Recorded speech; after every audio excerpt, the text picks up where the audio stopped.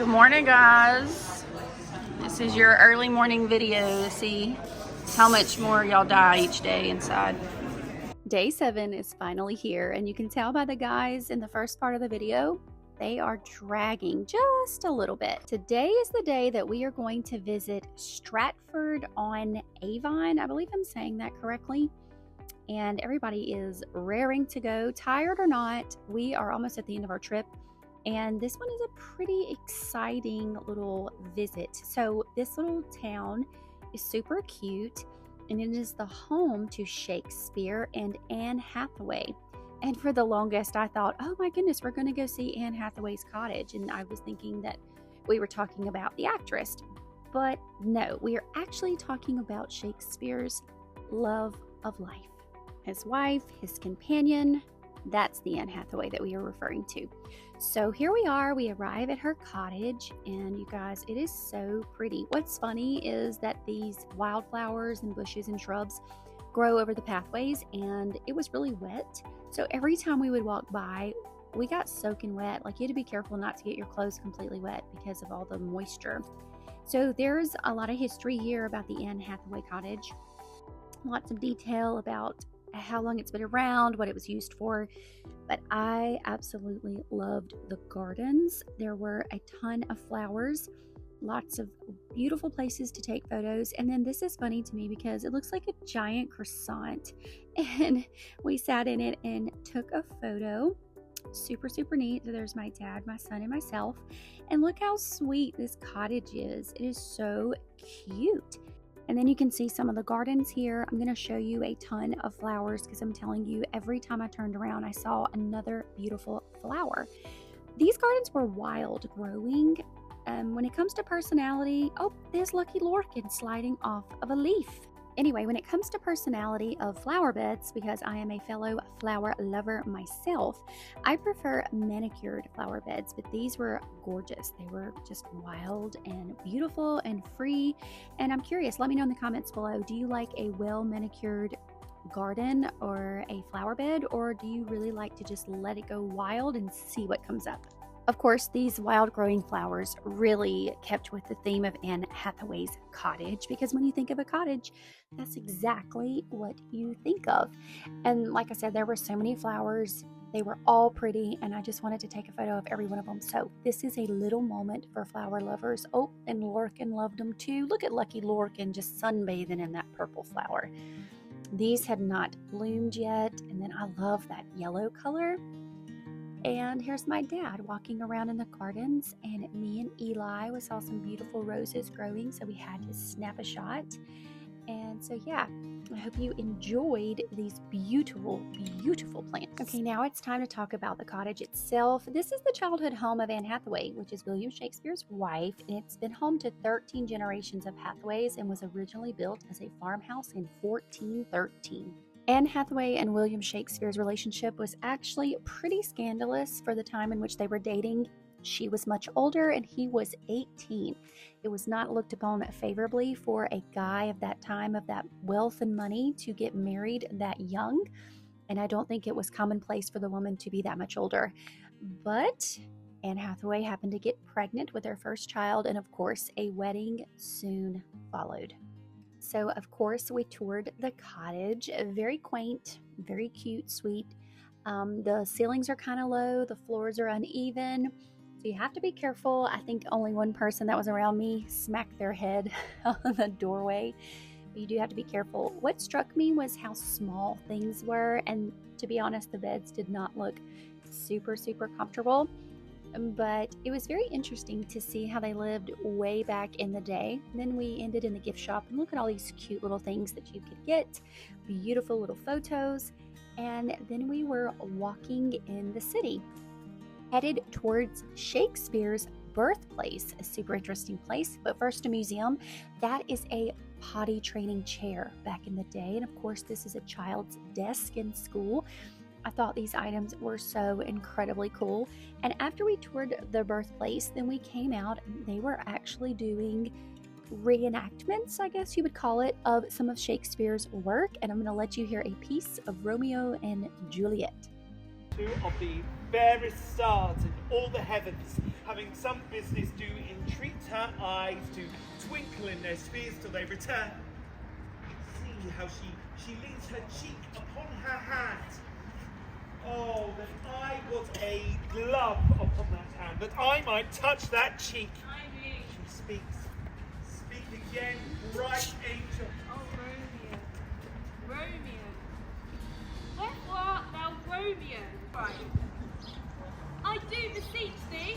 Oh, Juliet! Still of a truth. Anon, good nurse. 3 words to Romeo, and good night indeed. Is that thy bed must be honourable, thy purpose in night. Parting in such sorrow that I shall say good night till it be morrow. After a moment of entertainment, we went to get some gelato, and I actually got a coffee flavored gelato. I have been struggling to get a good cup of coffee here on this trip. It's just because I'm a heavy cream fan and they don't seem to have any. I don't know what's up with that. But anyway, the town is so cute. They even had a ping pong table set up outside, and look at this guy completely covered in paint to look like Shakespeare, I believe. It's so funny. Then we went to lunch and we had mashed potatoes again with this sauce and some sausage. And I actually think it's really good. These are the sausages that my dad's not crazy about, but I like them. And dessert was this chocolate, deep, rich chocolate lava cake situation with fudge in the center and some ice cream. It was incredibly rich. I could not eat all of it, but it tasted delicious. And now I'm going to backtrack a little bit and show you some stuff from the Shakespeare Museum. I just thought some of these things were kind of funny. And there's 2 of my guy students by that bust. And then we entered again into Shakespeare's Birthplace, and there are more wild gardens. Look how beautiful Anna and Miss Petrus are. And then there's a ton of flowers, you guys. They were just too pretty. Every time I turned around, I was snapping a photo of another group of roses. Of course, there's some beautiful teachers that are with us on the trip. And then there's Jayla talking to some people. And then there's my dad actually showing Jayla this sundial that most of us missed. I would not have seen it if he had not pointed it out. And then we got a picture together because we actually matched today on accident. We did not plan that. So here is the inside of Shakespeare's Birthplace. Really small, again, very pretty. Everything seems to be really small. That bench, I took a up-close photo of that bench because it is incredibly old. Shakespeare's dad did a lot of different things to make money, and one of them was to make gloves. He was a glove maker, and I thought those gloves were so pretty.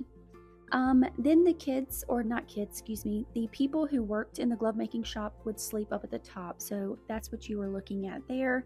And this is the room that Shakespeare was, birthed in.